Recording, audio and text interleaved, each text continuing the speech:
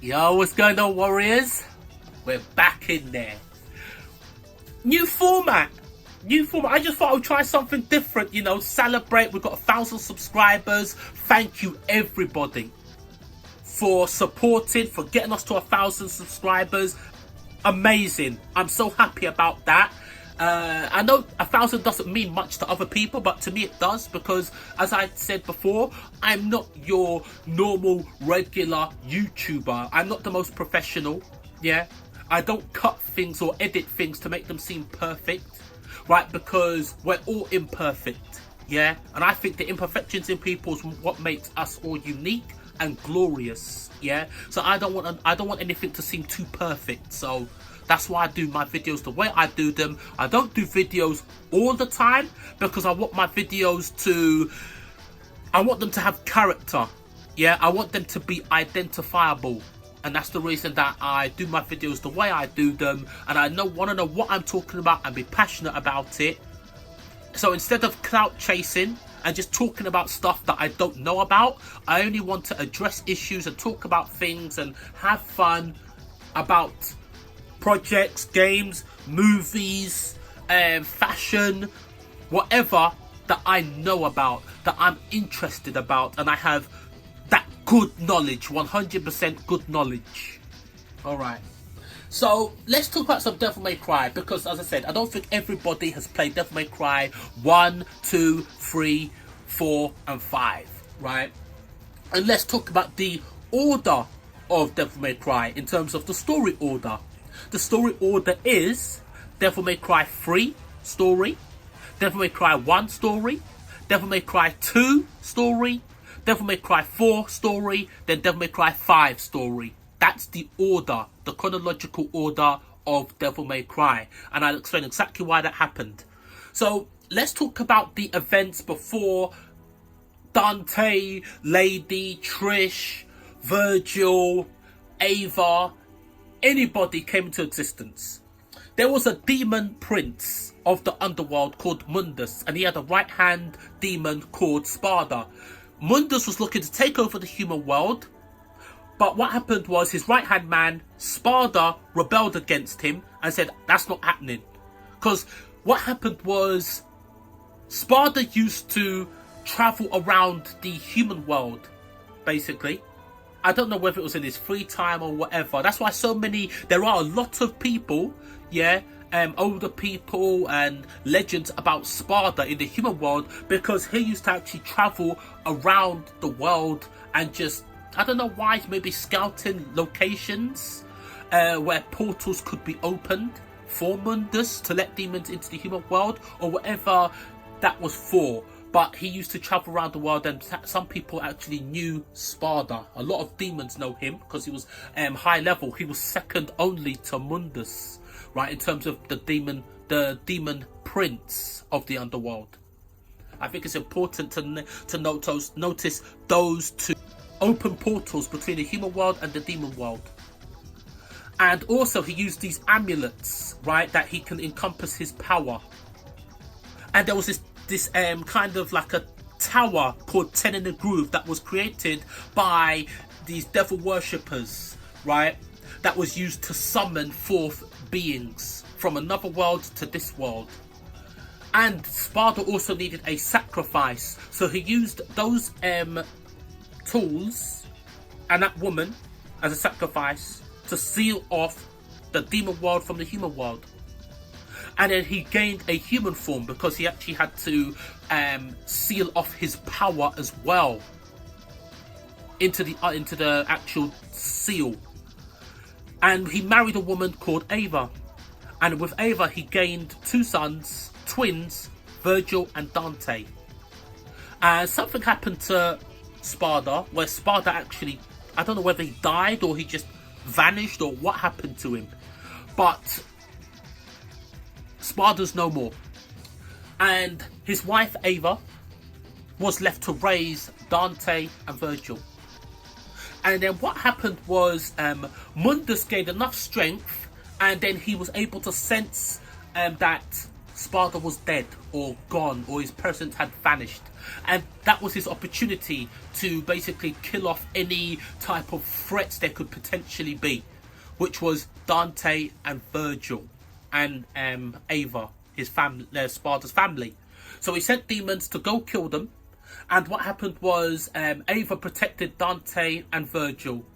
She sacrificed herself, basically, for them. But before that, she did say to Dante, we know at least Dante she said it to, that he has to escape. Don't come looking for her because she must have died. And forget about their family, forget about their legacy, forget about the home. Just make a new life for yourself, take a new name and relocate. Dante did that and he created the name Tony Redgrave. And then he had 2 guns made by a woman he met called Nell Goldstein. The 2 guns were called Ebony and Ivory. And they were inscribed on them was the name Tony Redgrave. And it had the words inscribed on it. I think it was 45 artworks, as in Whiskey, Alpha, Romeo, Kilo, Sierra. Works, yeah? And we'll get to why it's spelt like that a little bit later on. Okay. Dante reclaimed his name from basically from Tony Redgrave back to Dante, because what happened was demons actually found Dante when it was Tony Redgrave. Dante didn't have his full power then, or anything close to it, but he was able to fight off the demons, yeah, and yeah, he was able to defeat those demons. And then one day, his brother Virgil actually turned up, and he found out that Virgil was still alive. And Virgil came because he wanted the amulet that Dante had. Virgil actually beat Dante. And Virgil took the amulet. But then Dante said to Virgil, give me the amulet. That's Mother's amulet, gave that to me. Yeah, not to you. And I don't know why. Maybe Virgil still has his humanity and there's still something in him. Yeah. Well, he actually gave the amulet back to Dante and said, you know what, I can get that amulet back off you whenever I want. Take it, whatever. I'll come back for it at a later date. Yeah. And then Dante just awoke to, I can't just be nobody. And that's when he became Dante, and he gained the shop. He found a shop called Devil May Cry, founded a demon hunting business, right? And that leads to the events of Devil May Cry 3. Now, Devil May Cry 3, now Virgil knows about 10 in the Groove. He wants to open the demon realm. He wants to reclaim the power of his father. And he just wants to kill all demons, yeah? Dante's in his way because Dante has the other amulet. But Dante's a lot stronger now. So that leads to a face-off between Dante and Virgil. But it's not just that, because it also involves a lady. Basically, someone called, yeah, because Dante actually called her Lady, right? He actually named her Lady, and you see that during a confrontation between Dante and Lady, where basically Dante asks her name, and she doesn't give her name. She just says, my name is, call it Lady. Right, you just called me Lady. I'm Lady. I mean, her real name is Mary. That's her real name, right? And I think it was something to do with her dad and mum wanted to name her after the Virgin Mary. But that's another story for another time. All right. So, this girl, her dad is Arkham. Arkham is the guy that came to Dante at the very beginning of Devil May Cry 3 and said to him, there is a tower that has just popped up. You might want to look into this and you might find some family bonds there.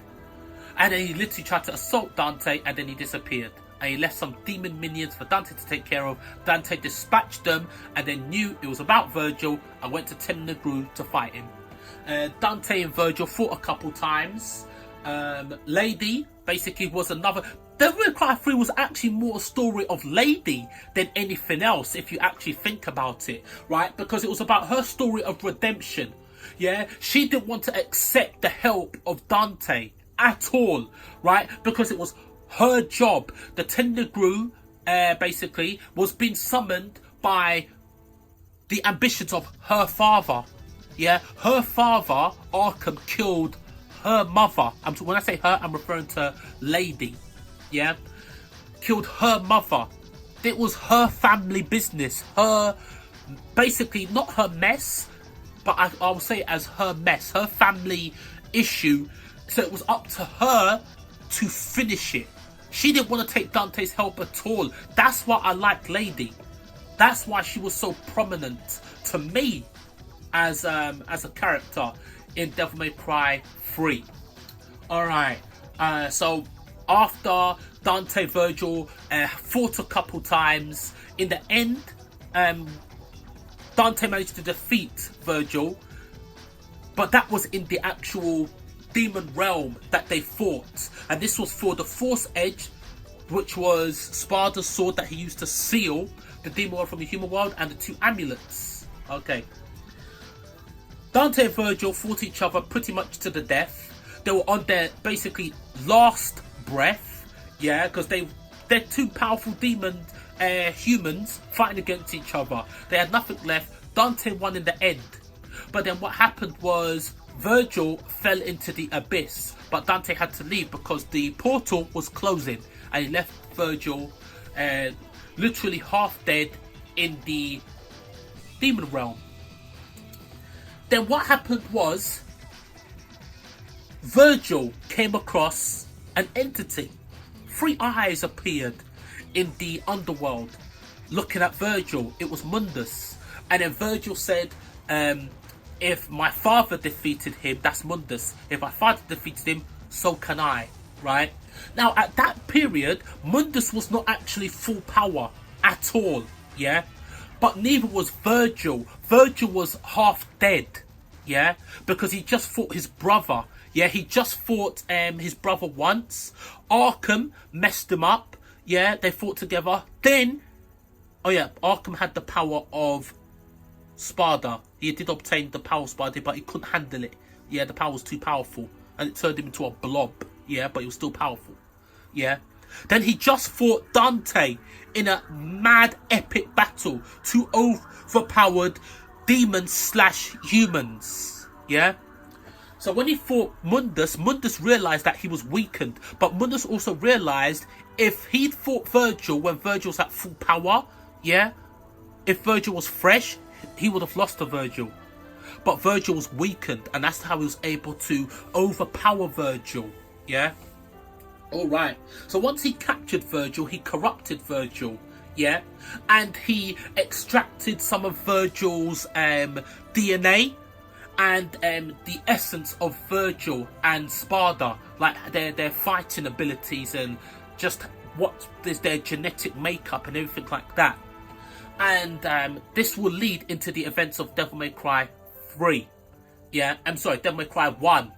I meant to say Devil May Cry 1. Yeah. So Devil May Cry 1, Dante has already established his business, which was shown at the end of Devil May Cry 3.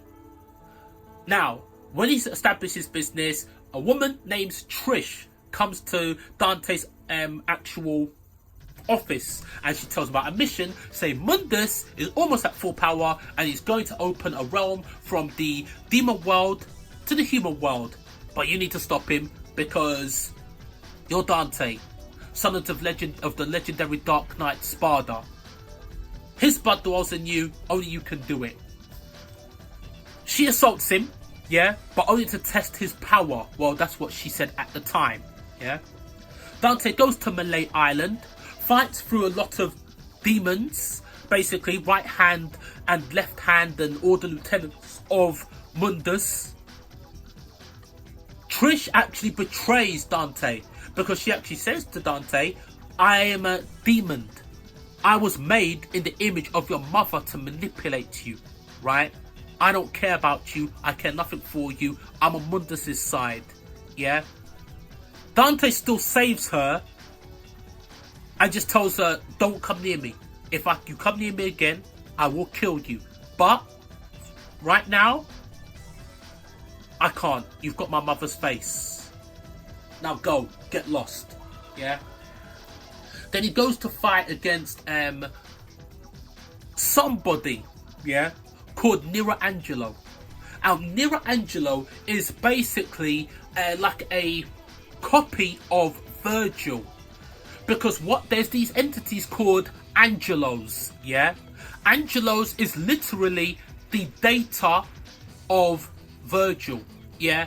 These are basically they're clones using Sparta bloodline, Sparta's blood, Virgil's blood, the data. They are creations of Sparta's bloodline. Virgil is the actual base entity of that, the source of it. He's the source code, yeah. And that was after he was corrupted by Mundus.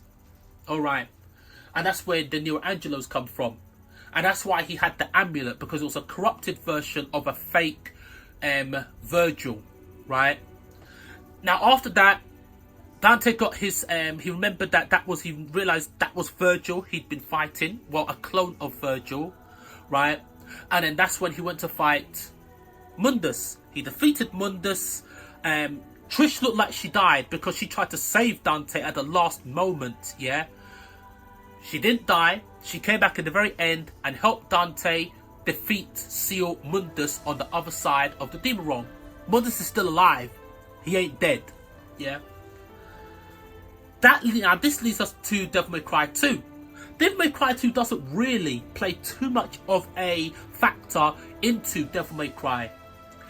Where it does have an impact in the story is because there was a demon, apparently a demon king, yeah, called, I think it's Argosax. I can't say the name properly, yeah. If I'm saying it wrong, please correct me, yeah. Now this demon, yeah, Dante fought the guy and he defeated him, yeah. But there was another person, an artificial demon created called Lucia, yeah. Or is it Lucia? I think it's Lucia. I think you say her name Lucia. Yeah. So she was an artificial demon created by some guy, man, called Arius or something like that. Some bitch human being that was trying to summon Argosax to the human world. Yeah. But all that stuff was irrelevant. The only factors that you need to take away from Devil May Cry was Argosax, the Demon King, Lucia, the artificial demon that helped Dante, Dante himself, of course, right, and the fact that Dante he had to go into hell to fight Argosax. That was Dante's whole mission. Yeah. Now Dante actually went into the demon realm to fight Argosax, but then Dante got sealed in hell. Dante was actually in hell for 10 years. Yeah. At the end of Devil May Cry 2. Alright. Now we go on to Devil May Cry 4. Devil May Cry 4. Dante actually appeared in Devil May Cry 4. He had come out of a portal. Yeah. There was a rip in between the human world and the demon realm. And that's how Dante actually came back. Now Dante appeared in the city that Nero comes from, right? I'll be honest with you, I can't remember the exact I can't remember what it was called, the name of the actual city that they came from, that Nero's city. But it was, I cannot remember it. Fortuna, that's it.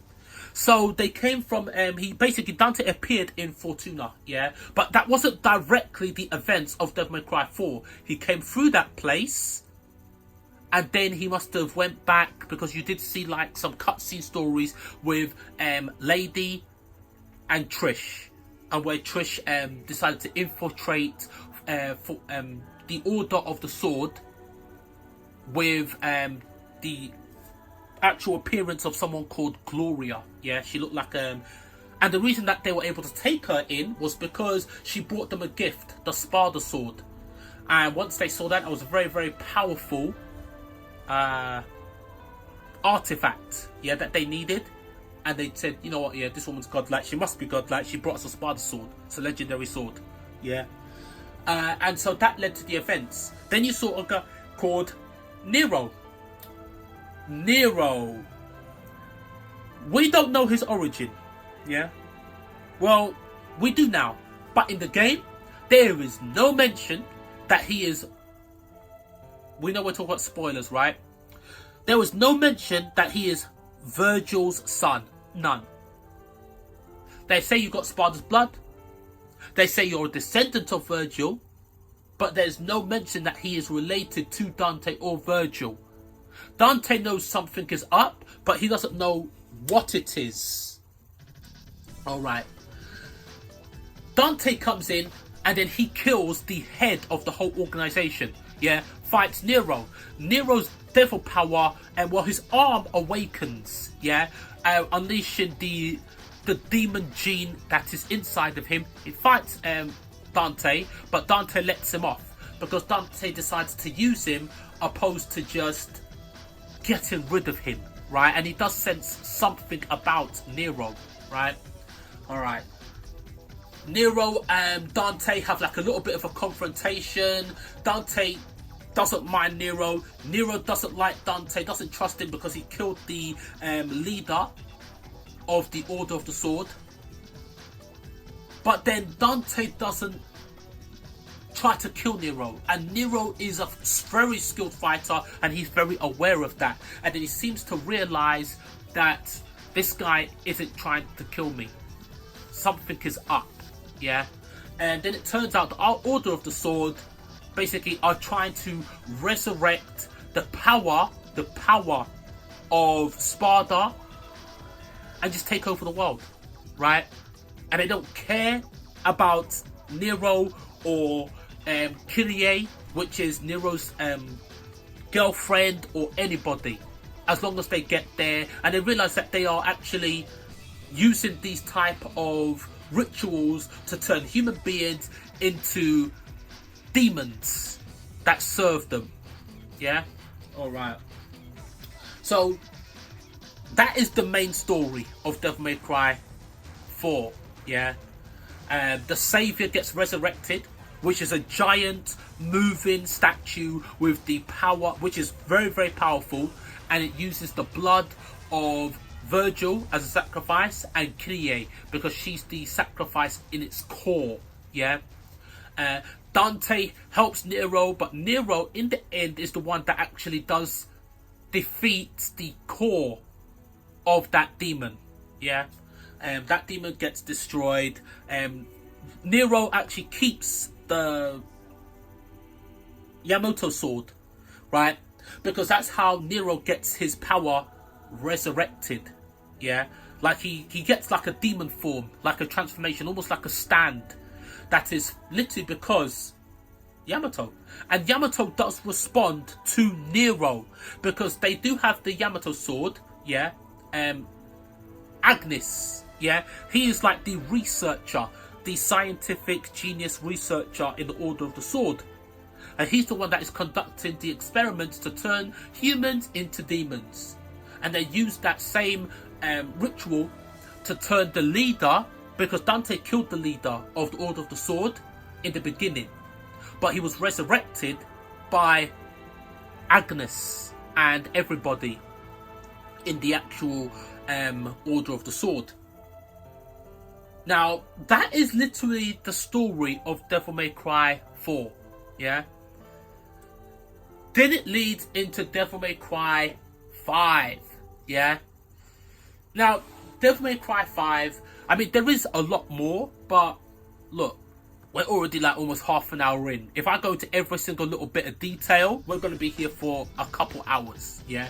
So I'm trying to condense this as much as possible. So let's say Devil May Cry 5, yeah? Now, we're not talking about in Devil May Cry 5 because we don't know yet. I'm saying the story in between Devil May Cry 4 and the beginning of Devil May Cry 5, yeah? So it starts off with Nico, yeah? Nico has like a meeting with some guy called Jeff Turner, yeah? And then Jeff Turner, he's like an occult journalist, yeah? And he researches the events of what happened in Fortuna with the Savior, which is the giant statue that was trying to use the power of Sparda to take over the world. But she can't get into Fortuna or gain any type of information from them because she's an outsider. She is not from Fortuna. Right, so she wants to get this guy who's done a lot of research into those events of the Savior and Fortuna, how it was attacked, but he doesn't know because he only got certain information from there. The main thing that he got was that there was somebody, a young knight, yeah, codenamed N, yeah, and Nico wanted to know who that was. This is obviously Nero, but they don't know that at this time, right? Nicolette, her full name is Nicolette Goldstein. Yeah, that's her full name. Yeah.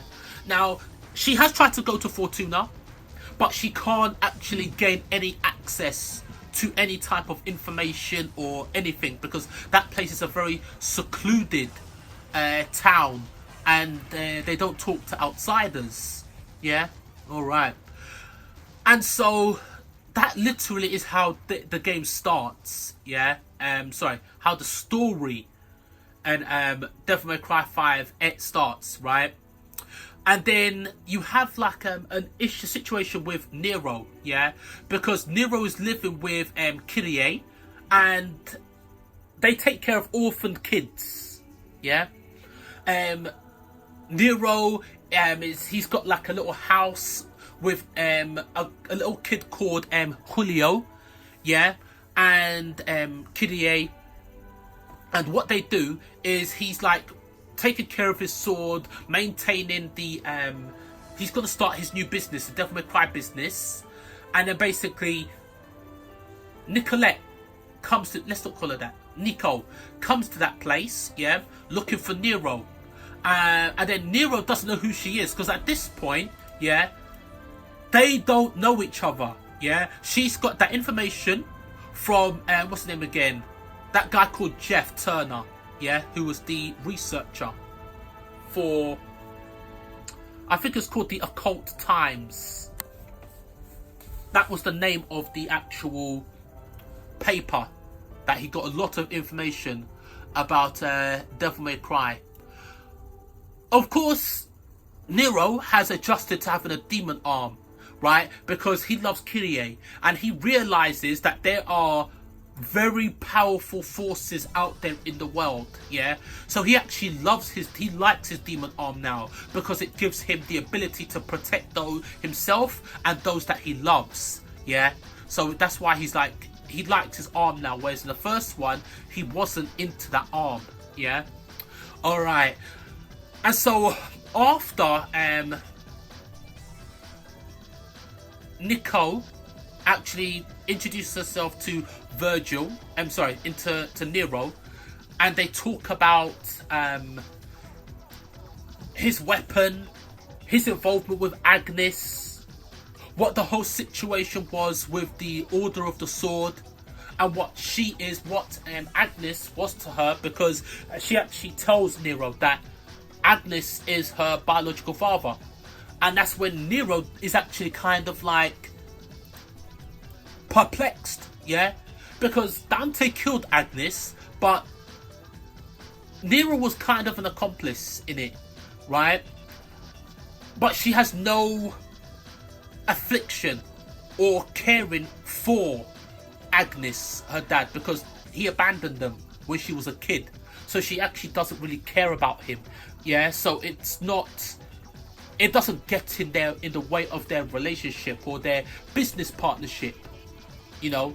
And one of the main things that helped Nero understand that she's a good person, that she's not, you know what I mean, trying to kill him or manipulate him or anything like that, was she acknowledged his demon power. It didn't shock her, and she actually noticed his demon arm, and she wasn't freaked out by it. She actually said, that's a part of you, don't be ashamed of it, embrace the power, you know. So that's what made them understand each other. And, you know, he's like, okay, this girl's, she's pretty cool, you know, she's pretty cool. And then what happened was, at first Nero didn't want to help her, but then what happened was he did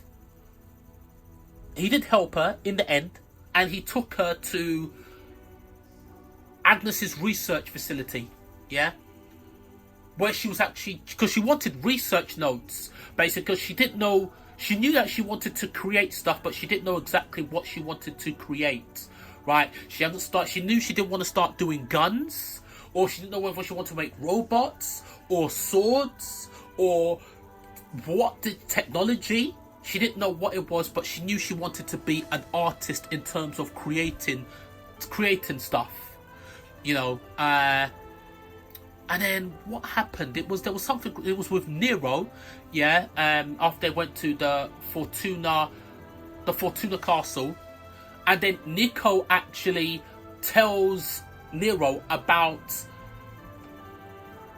the thing that inspired her was a picture that her father had, well, her uncle, yeah, but she feels like it's her father, yeah, and his name was Rock Goldstein, yeah, and he had a picture of a gun called the 45 caliber Art Works, yeah, and then she described it being a black and white gun, yeah, ebony and ivory. She described it, and that's when Nero realized that she's talking about Dante. And she said her grandmother, who was a legend, created these incredible guns, and those guns is what inspired her to be along this path of being a gunsmith or a weaponsmith, or just someone that could create technology, be an artist. It was that. So essentially, Dante is the source of her passion, the man that killed her father. But it was luckily that she'd already decided, I don't have any affinity towards my father, so I don't care about that, right? Bloody lucky, yeah. All right, so yeah, that's literally like kind of like the story of Virgil. I'm sorry, I keep saying Virgil. Nero and Nicole, right? There was a little bit of a story with Nicole, and just talking about her story, yeah, because her dad, and what kind of she calls it her dad, but it's her uncle, yeah, Rock Goldstein. Because what happened is Rock Goldstein was the son of Nell Goldstein, yeah, and a man called Roy Martin, and he was like a rich guy, yeah, and Roy loved hunting, and Nell loved making guns, yeah, so they were like a proper gun-orientated family, yeah. And then one day, what happened was Rock went into her workshop, yeah, and was playing with one of the guns. And then what happened was a situation happened where he must have been playing with one of her weapons, yeah, and a gun or something went off, yeah, in his face, and it resulted in him. He basically is blind in one eye. He can still see a little bit out of the eye, yeah, but he's pretty much blind in his right eye. And Roy blamed Nell for that. And he told her, you have to give up guns and all that type of stuff. And they argued because it's her passion, yeah. And then her giving up guns and everything like that is literally like a death sentence to her, because that's her life. It's everything she's ever known and ever cared about, yeah. But her son has been injured because of that passion, yeah. And then Rock, Nelson, basically came to her after he'd like recovered, and he told her he's so sorry and it was his fault, yeah. And he told her, don't give up making guns. And then he gave her a piece of paper, and on it was a medal, yeah, recognizing her greatness. And it said on it, the great 45 caliber artist, 45 artworks. Now you remember I said there was a gun that Dante had, ebony and ivory, he still got it, that had Tony Redgrave, for Tony Redgrave, 45 artworks. It was because it was the piece of paper that that Rock gave his mum Nell, with a medal written on it that said 45 artworks, and so she inscribed it on the actual gun. Yeah, so that's why that has so much significance to it. But then because Roy didn't want, Rock didn't want his mum Nell Goldstein to give up making guns, she didn't. But then Roy couldn't forgive her, so he told her basically, you either do that or this is over, yeah. Nell left Roy, yeah. Now Rock wanted to live with Nell, but he couldn't live with Nell because Nell had no money, she had nothing, she was leaving to go nowhere. Whereas Roy Martin, he was rich. He was a property. He had a property. He was a property developer. He was like proper rich, yeah. And so yeah, the mum left, and she never turned back. Nell never turned back to look at Rock or anything like that. But what she did do was she did keep sacred to her that piece of paper where he put a medal and he wrote 45 artworks. They did divorce, Roy and Nell. Roy remarried. They had a child called Alicia. Roy got into debt. Rock actually started to work in a company called Ouroboros. Roy wanted to look for his mum, but because of the way he was working in his job, and that kind of job, yeah, they were like mad strict about deadlines. When he did finally get some time off, like holiday, after working years and years, he tried to look for his mum. And when he found his mum, he found that his mum had actually died 6 months before. And then what had happened after that, yeah, that kind of, his mum has died and he didn't get to see her, the mother that he adored and loved. So when after that happened, he actually abandoned his father's surname, yeah, and he took on his mum's name, yeah, Goldstein, yeah, it became Rock Goldstein, yeah. He quit his job in Ouroboros, and then he started his own gun shop, yeah, and he wanted to be like Nell's successor in terms of weapons. He wasn't as skilled as his mum because she was like an absolute genius. Stepmom that Roy remarried, she died. And they said it was suspected it was a suicide. Now the reason happened was because Roy was rich, but he owed a lot of money. He owed a lot of money and he fell into debt, right? The mansion was repossessed, they had no savings, nothing. But they did leave the daughter, Alicia. And then what happened was Rock took on Alicia. Yeah, he look after, so it's his, but Alicia is basically his half-sister. Rock didn't have a successful business, he was running a gun shop, yeah? But it was his blood relative and he wasn't going to leave her out in the cold. So he took her in to let her live with him. She got a job in that company, Ouroboros, and then she met a guy called Agnes. They had a kid, yeah, Nicolette. Agnes left, yeah. He left to go to this place, yeah, in Fortuna, yeah, where you had to be a believer, yeah, to join that place. And she wanted to go with him, but he didn't want to take her because he said, you will never understand, you cannot be a part of this, it's only for believers, yeah. The Order of the Sword are a religious organisation that will only take on proper believers. Yeah. All right. So that situation happened, and then the mother actually died. Yeah, I think it was like after Nicole was like, you know, growing up and everything like that. The mother longed for Agnes. Like the mum loved Vinny. Alicia, she loved Agnes. Yeah, I can't see how she did, but she did. Yeah. But then Alicia died. Yeah. I think this was just due to like heartbreak. Yeah, because he abandoned her and everything like that. And that's when Rock, he actually adopted Nico. Yeah.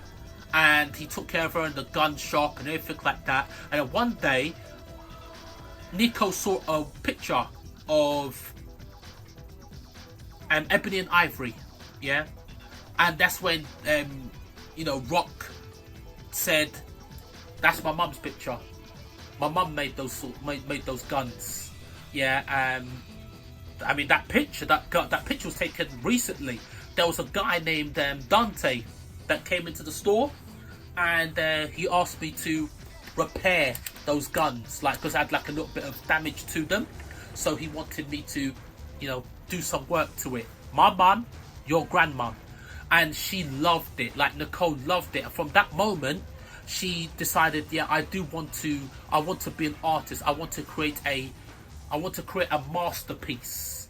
Yeah, and that's how her passion started towards crafting and everything like that.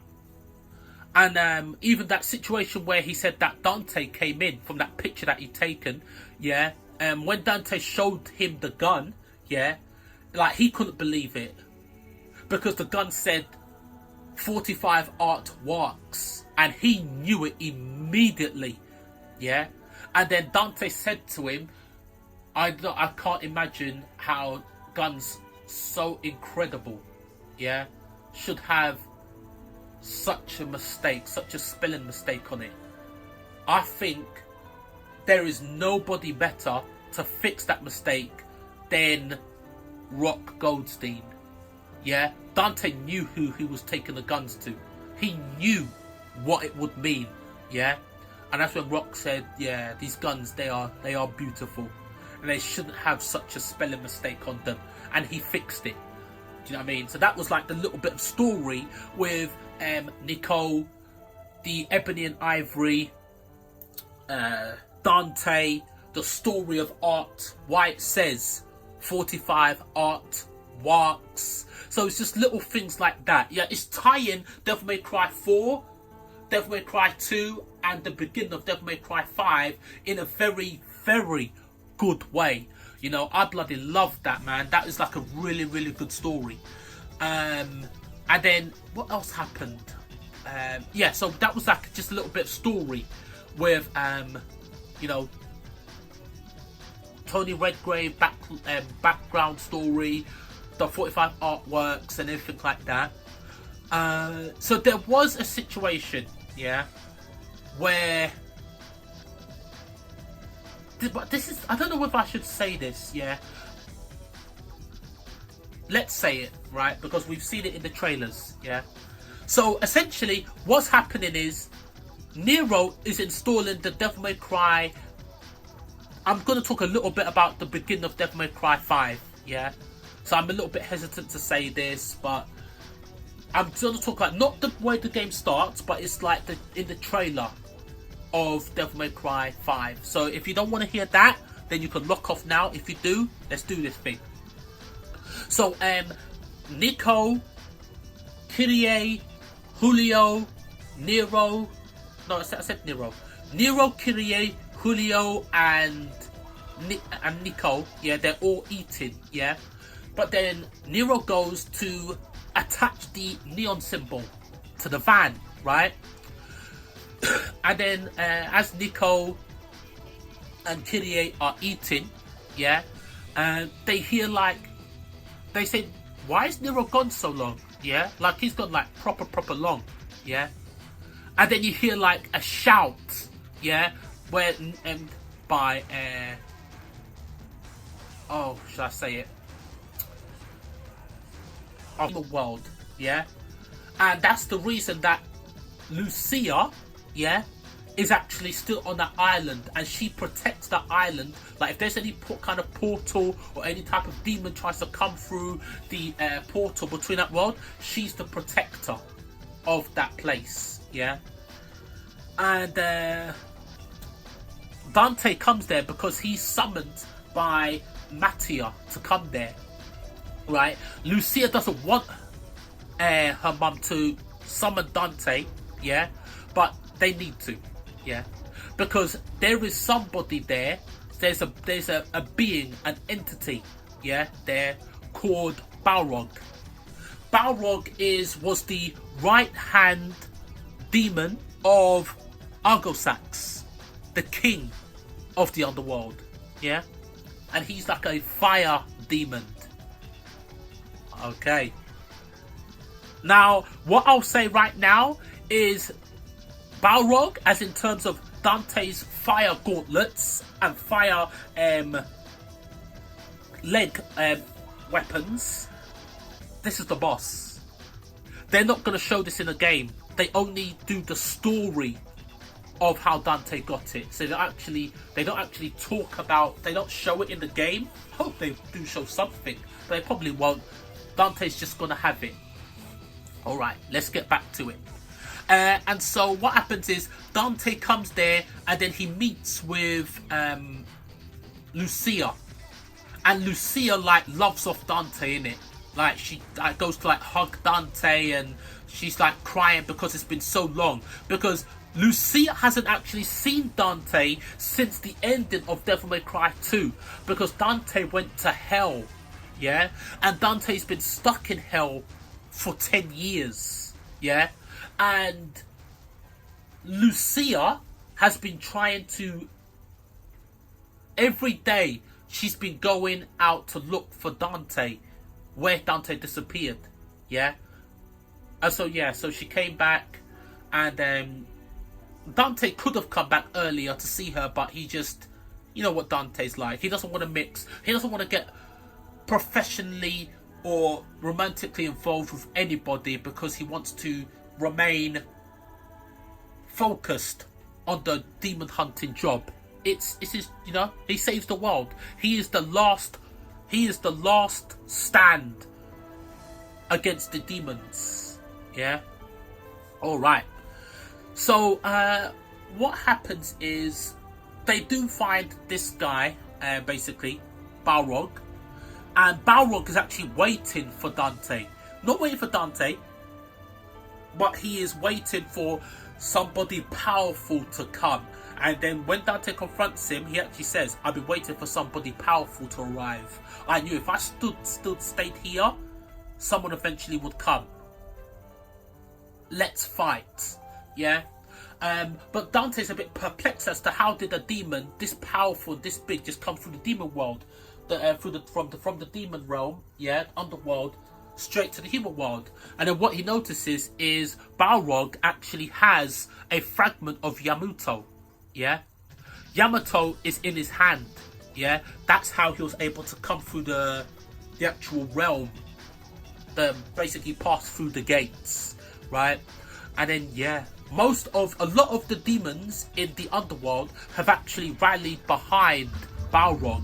So Balrog is not just there on his own. Well, he's there on his own, but he's got a lot of backing from a lot of demons, powerful demons in the underworld, because he's like the second hand, yeah, the right hand man to Argosax, who was the king of the underworld, yeah. And Dante's just killed that guy, right? So yeah, that was like a little bit of the story with Dante's story in Devil May Cry, Devil May Cry 5, like his beginning into that. I'm not going to go into the story where V comes, because the story about V coming to Dante and all that type of stuff, it is actually in this story, yeah. But I'm not going to talk about that. I mean, that's as much as you need to know in terms of the story of beginning of Devil May Cry 3, 1, 2, 4, and 5. Yeah. So yeah, that's it really. That's it. I just wanted to like do a little bit of a breakdown of the story, so now you guys are a little bit more clued up as to the events of Devil May Cry. Tell me what you think about this format. Do you think I should still keep on doing this format? I mean, to me, I prefer to be seen. Yeah, but it's up to you guys, man. If you think I should do a little bit of both, keep doing this and the other one, no problem. No problem, I can easily do it. Alright, Warriors, hope you enjoyed it. I enjoyed doing it. Pretty fun. Very different. And yeah, Warriors, you're going to see me doing more videos, man. A lot more videos. I'm going to be doing gameplay of Devil May Cry 5 when that comes out. You know I'm going to go in hard. And yeah, thank you. Once again, thank you so much. Alright, Warriors, stay blessed, take care, and catch you soon. Laters.